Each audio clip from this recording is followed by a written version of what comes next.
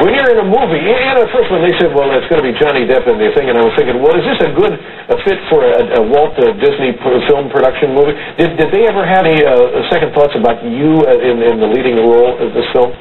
Oh, yeah. Oh, yeah. I mean, second, third, fourth. Really? Yeah. But all of those are gone now, I would guess. Yeah, like on the second one, it was a little easier to breathe. Yeah. How did these concerns on their part manifest themselves? Well, they start with phone calls. Frantic. What were they nervous about? They didn't know what I was doing exactly. They were concerned that I was, I think in their words, ruining the movie. Something subtle like that. Yeah, you ruined it. $330 million worth of...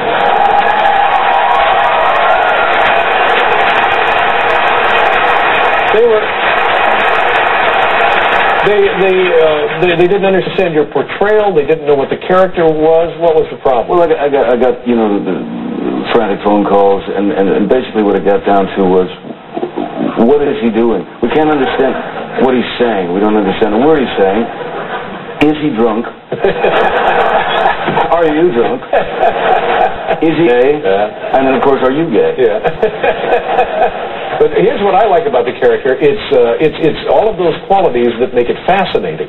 You know, anybody can just go in there with a parrot on his shoulder, and then there you go. Yeah. But this is a whole different deal. Avoid the parrot on the shoulder. But now, I heard a story from a long time ago, and I've never known if it's true or not, that there was a show, 21 Jump Street. Yes.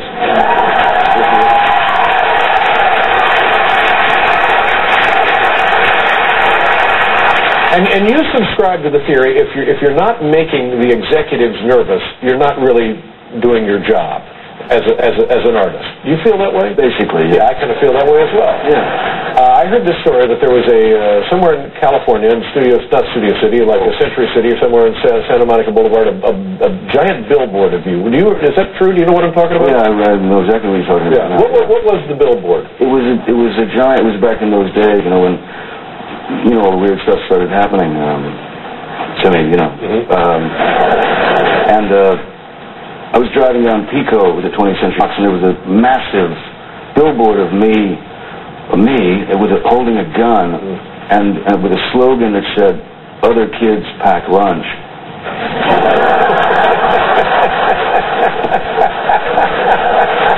That's right.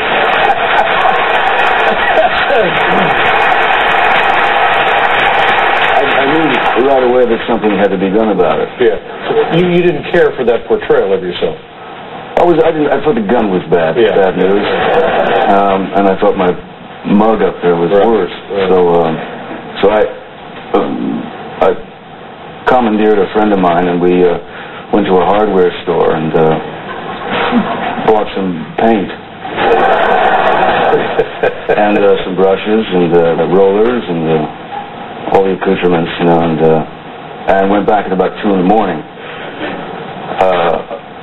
on roller skates. Roller skates? Yeah.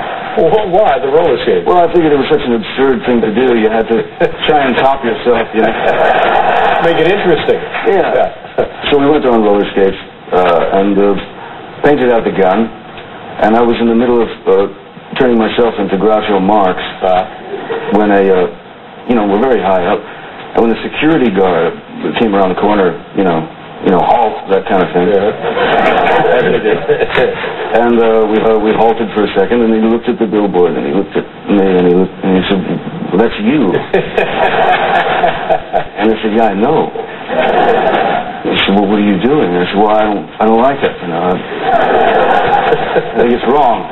So he sort of looked frustrated. He looked at his watch and said, "All right, just hurry."